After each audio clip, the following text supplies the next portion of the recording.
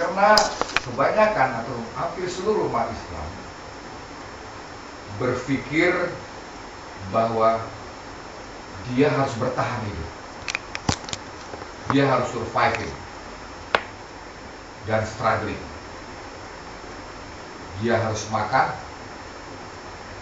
dia harus punya pakaian, dia harus punya tempat tinggal, dia harus mempunyai biaya untuk pendidikan anak sekolah, dia harus mempunyai dana persiapan kalau keluarga sakit untuk membeli obat atau membayar biaya rumah sakit. Dia harus mempunyai biaya untuk transportasi, dia harus mempunyai alat komunikasi, handphone, berikut pulsa-pulsanya, dan dia harus mempunyai internet dan sebagainya. Justru kalau kita lihat umat Islam lebih takut dan resah bagaimana cara menutupi ini. Dengan demikian yang kita lihat yang terjadi adalah dia berlomba-lomba berpacu dalam melodi dan sangat sering menghalalkan segala macam cara, menipu, korupsi, berkhianat, mengadu domba, ya, egois, tamak,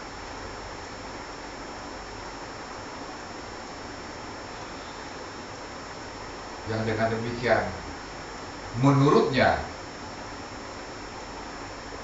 umat ini berpikir dia bisa menutupi kebutuhan-kebutuhan tadi. Tapi apa yang terjadi? Ternyata kebutuhan itu tidak juga bisa ditutupi. Kenapa? Karena awalnya kalau kita lihat kehidupan ini, semua kita berawal dari kebutuhan dasar atau basic needs. Kemudian timbul keinginan, dan keinginan itu menjadikan basic needs yang kedua. Begitulah seterusnya.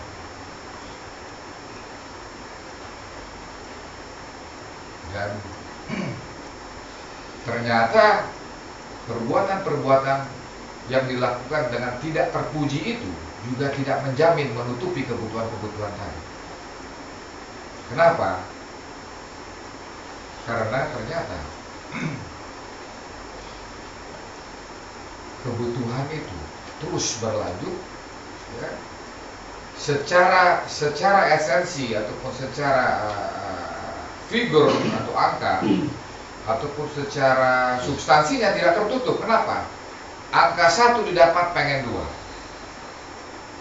kebutuhan 1 didapat butuh lagi 1 lagi, sehingga apa yang terjadi?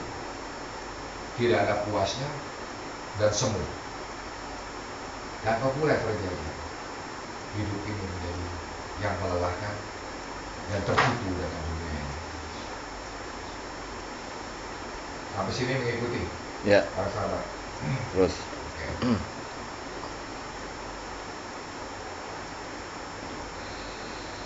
Tapi kalau kita lihat, kenapa kakek-kakek kita zaman dahulu juga membutuhkan makanan, juga membutuhkan pakaian, juga membutuhkan tempat tinggal, juga membutuhkan biaya-biaya lainnya. Tapi dia tidak harus sikut-sikutan, tidak harus korupsi, tidak harus menghalalkan segala macam cara. Kenapa demikian? Karena sistem yang ada ini membuat kita untuk melakukan itu. Kalau tidak, kita merasa tertinggal. Kita pergi suatu kelompok, kelompoknya zalim semua. Kita pergi ke kelompok sini, melakukan hal yang sama. Kalau kita tidak melakukan, kita menjadi orang asing. Dan kita tidak kebagian. Nah, inilah yang membuat Anda. Contoh soal yang simpel. Begitu Anda start motor, pakai di jalanan, Anda bersabot-sabotan. Nggak mikirin keamanan orang lain atau keamanan diri kita sendiri. Dari situ aja udah Hmm. egois. Sampai kantor mikirin lagi egoisnya. egois yang lain-lain, apapun itu bentuknya. Ya. Justru pada kesempatan ini, topik saya sebenarnya takwa. Justru saya melihatnya disinilah fungsi daripada takwa, supaya gimana kita tidak lelah dalam kehidupan ini, dan supaya bagaimana kita tidak tertipu dalam kehidupan ini. Yang ngintip boleh Pak ya? Oh, silakan.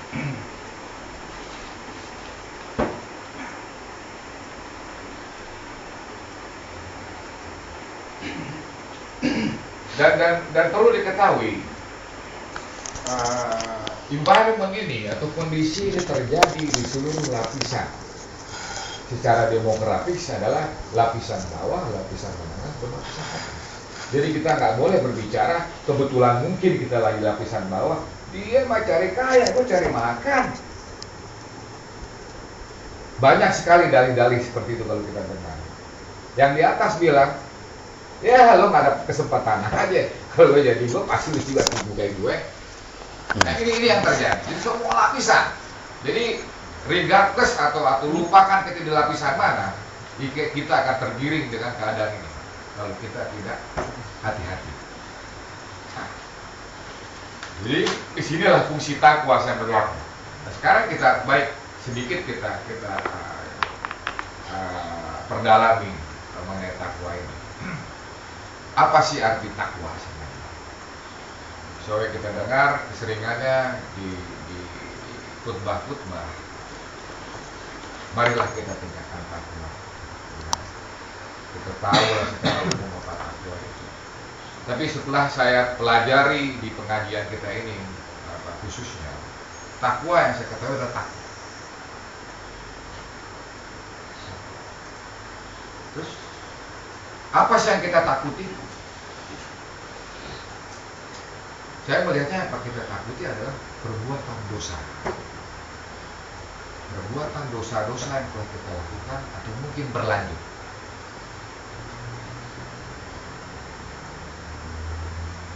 Tapi takut kepada siapa sih kita? Pertama, kita takut atas dosa-dosa yang telah kita perbuat ataupun kita akan perbuat dan berlanjut. Terus kita takut pada siapa? Tentunya kita takut kepada Allah Subhanahu wa Ta'ala. Nah, kalau kita melihat kita takut kepada sesuatu, tentunya kita akan takut.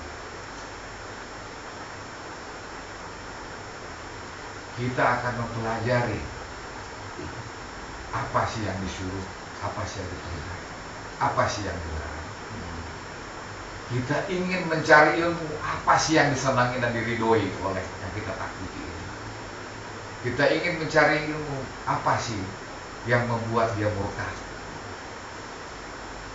Nah, setelah demikian tentunya orang bertakwa ini, kalau dia berjalan, kalau saya coba ilustrasikan, seperti orang berjalan pada jalan yang banyak ranjau.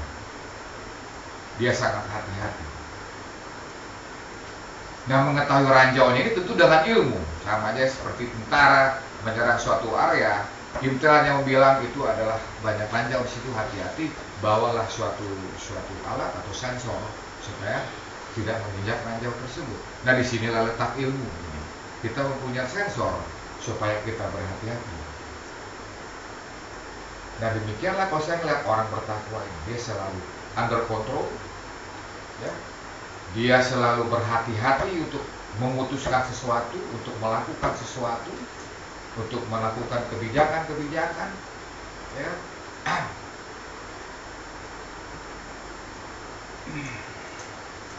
Dia akan cermat dan sangat-sangat sungguh mempelajari ilmu-ilmu yang dia harus miliki untuk mengetahui hal tersebut.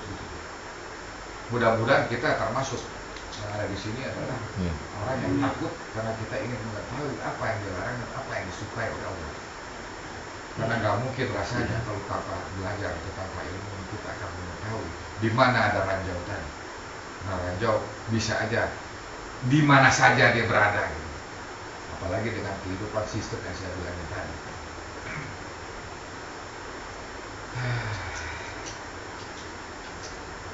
inilah yang kita takuti pada diri kita.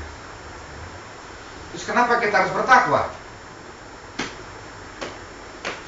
Saya melihatnya kita harus bertakwa karena yang memerintahkan dari Allah SWT. Terus siapa sih Allah itu? Kok kita harus takut dia memerintahkan? Kita sama-sama ketahui Allah lah yang memiliki langit dan bumi ataupun di antaranya. Allah lah yang menghidupkan dan mematikan. Allah lah yang memberi rezeki, melapangkan dan menjepitkan rezeki tersebut. Allah lah yang memberi ketenangan.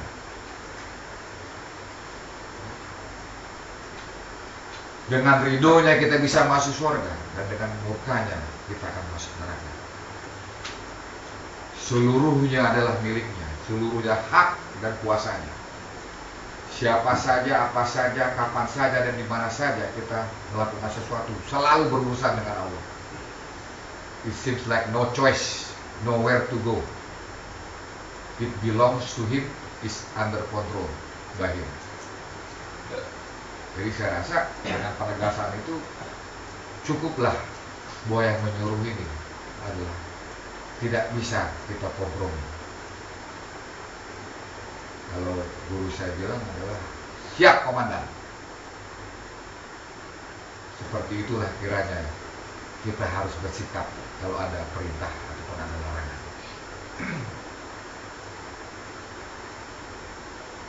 Para sahabatku yang dirahmati Allah, ada suatu hal yang saya ingin tekankan pada tausiah yang singkat ini yang berkaitan dengan takwa tadi. Itu adalah pengamalan ilmu yang telah kita peroleh pada majelis ini khususnya, baik itu berupa amalan ibadah ritual atau ibadah makhluk ataupun ibadah muamalah. Akan tetapi pada kesempatan ini specifically saya khusus ingin membicarakan ibadah muamalah. Yang saya maksud dengan muamalah adalah mungkin adalah berinteraksi dengan manusia lainnya atau mungkin dengan Allah.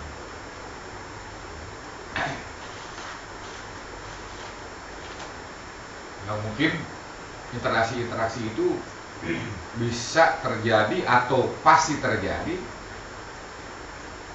misalnya di kehidupan berumah tangga. Kedua, kehidupan berkerabat. Ketiga, kehidupan bertetangga, kehidupan bersahabat, kehidupan bermasyarakat, kehidupan dalam mencari nafkah, kehidupan dalam menuntut ilmu. Bagi orang yang bertakwa dengan sungguh-sungguh seperti ayat yang pertama saya sebutkan tadi, tentunya seluruh macam kehidupan ini dijalankan dengan benar dan baik menurut ajaran agama Islam. Kenapa demikian? Karena orang yang bertakwa itu selalu menjalankannya dengan waspada dan hati-hati, karena dia takut akan murkanya Allah.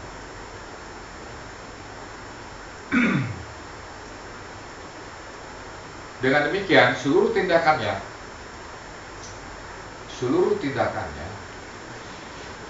adalah cermin dari ibadah maknanya atau ibadah ritualnya. Nah, saya bilang orang yang bertakwa itu pengamalan hidupnya dalam ibadah muamalah ada cermin daripada ibadah makna atau ibadah ritualnya, karena semuanya akan melakukan ibadah ritual tapi tidak ada cerminnya pada ibadah muamalah. Di seluruh kantor departemen kantornya cantik-cantik, setiap Jumatan penuh, setiap lohor mungkin setengahnya berjamaah, tapi selesai keluar dari masjid masuk ke alam yang zalim lagi, sikut-sikutan lagi. Itulah terjadi di kehidupan kita. Nah, bagi orang yang bertakwa secara prinsip dia akan melakukan yang diperintah dan melakukan dan meninggalkan yang dilarang. Dia benar dalam berucap, tidak bohong, tidak fitnah, tidak gibah, ya. Tidak menyinggung perasaan orang yang mendengarkannya, menepati janji, tidak ingkar, tidak menzolimi orang yang dijanjikan. Kalaupun tidak mampu untuk merealisir janjinya, kemungkinan dia akan menjelaskan apa adanya, tidak ada pengertian. Yang jelas adalah dia tidak membuat janji asal janji, hanya untuk kepentingan sesaat. Dia amanah dan tanggung jawab, tidak khianat dan tidak menipu. Bersyukur bila dilapangkan rezeki dan tidak sombong sehingga membuat orang lain iri atau sedih. Tidak riya, tidak keji, tidak kikir, saling tolong-menolong dalam kebaikan. Mencari nafkah dengan sangat hati-hati, khususnya dalam perkara haram dan halal, dan juga dalam perkara syubhat. Tekun dalam menuntut ilmu, maksud saya ilmu agama, tidak takabur, dan mungkin tidak lupa mengucapkan insya Allah. Sabar dalam menghadapi musibah, berlaku adil dalam semua tindakan, memperhatikan dan memudahkan urusan orang lain yang sedang dalam kesulitan, dan membantu semaksimal mungkin. Dan pada prinsipnya mereka berkeinginan untuk memberi daripada meminta, tidak melampaui batas dan berlebihan dalam segala hal, dan juga menjauhi kehidupan yang berbudaya dan Islam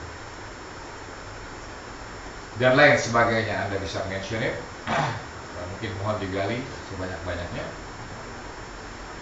Semuanya ini dilakukan dengan ikhlas dan takut taat pada Allah, dan semata-mata hanya mengharapkan imbalan pahala dan ridho Allah Subhanahu wa Ta'ala. Saya membahas isu ini karena mudah sekali kita terbincang pada hal-hal yang tidak Islami dalam kehidupan kita, dan terkadang sudah merupakan budaya. Jadi budaya nggak Islami itu terjadi sekarang ini gitu. Kalau ada suatu hadis menyatakan sepeninggalku ada suatu zaman yang hak akan terlihat batil, yang batil akan terlihat hak. Nah, inilah yang terjadi sekarang ini.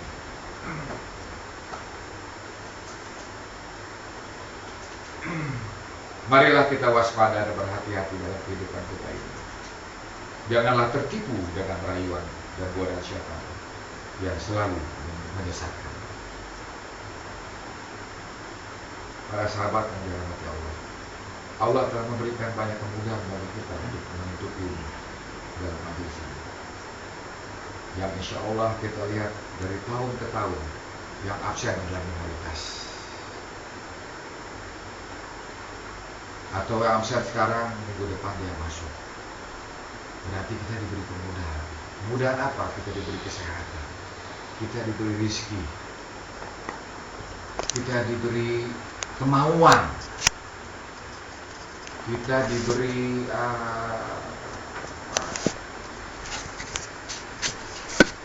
konsistensi gitu, keinginan terus menerus melakukan ini. Dari tahun 2003 kita melakukan ini, di tahun 7 years Pak ya. Nah, di bulan April juga lah ya. Bulan April 2003. Iya benar Pak. Jadi kan udah 7 tahun ya Pak ya. 7 tahun pas ya Pak ya. Ilmu kita mau sampai sini gitu. Ilmu dunia udah master degree. Nah, dengan kemudahan-kemudahan ini marilah kita syukuri. Mensyukurinya tentunya jadilah orang yang bertakwa. Marilah kita amalkan semua ilmu-ilmu yang diajarkan oleh guru kita ini. Marilah kita imani ilmu tadi. Setelah kita ketahui, kita imani ilmu tadi. Setelah kita imani, baru kita amalkan. Nah, saya melihat prosedurnya adalah seperti itu. There's no way kita akan beriman tanpa ilmu. There's no way kita akan bertakwa tanpa kita mengimani sesuatu. Itu prosesnya. Kalau ada pertanyaan gimana saya harus bertakwa, paling itu yang saya bisa jawab.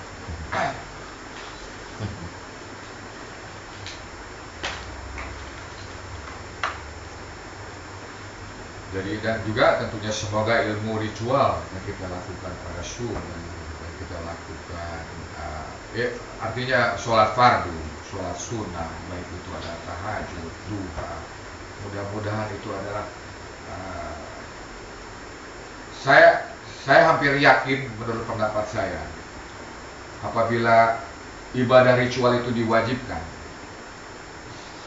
ataupun disunahkan, pasti itu akan mestinya mendapatkan atau ada dampak dalam kehidupan apabila dilakukan dengan ikhlas dan khusyuk tentunya. Tapi walau-walam kenapa umat Islam seperti tidak mempunyai dampak apapun dalam ibadah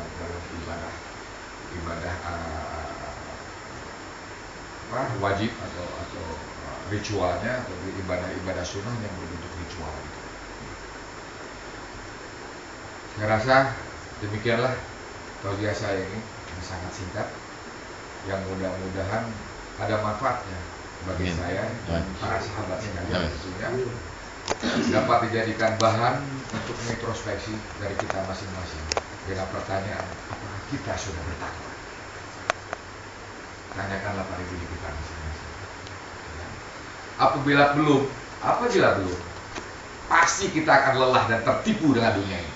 Itu ilmu pasti buat saya bilang. Walau-walam dalilnya. Ya. Walau-walam dalilnya. Pasti tertipu. Kenapa ketipu? Saya ambil satu ayat aja. Kalau bertakwa adalah pemenang. Kalau kemenangan dikasih sama zat yang tadi, nggak bakalan ada ketipu. Dari dalil itu aja yang saya ambil. Mana ada orang the victory comes from the truth yang ketipu. Jadi kalau nggak mau lelah, nggak mau tertipu dalam kehidupan dunia ini, jadilah orang yang bertakwa. So it seems like that's the master key to run this life. Kalau nggak, you get chaos. Okay. Serta yang lebih penting lagi, yakinilah apa janji Allah terhadap orang yang bertakwa. Banyak sekali ayat. Mungkin di surat 65 ayat 245 ya, diantaranya diberikan jalan keluar, diberikan rezeki yang tidak diduga-duga, diberikan rasa cukup, ya kan? Diberikan kemudahan, diberikan ampunan dan dilipat gandakan pahalanya. Ya. Dan marilah kita periksa dosa-dosa yang kita buat dan segera meminta ampun dan bertobat dengan taubatan nasuh. Dan berlindunglah kepada Allah dari rayuan dan godaan setan. Semua kita selalu diberi hidayah dan pertolongan. Amin ya rabbal alamin. Benar pasti datangnya dari Allah Subhanahu wa taala. Dan yang salah tentunya dari saya. Untuk itu saya mohon ampun kepada Allah Subhanahu wa taala dan minta maaf kepada guru dan para sahabat sekalian. Assalamualaikum warahmatullahi wabarakatuh. Waalaikumsalam warahmatullahi wabarakatuh.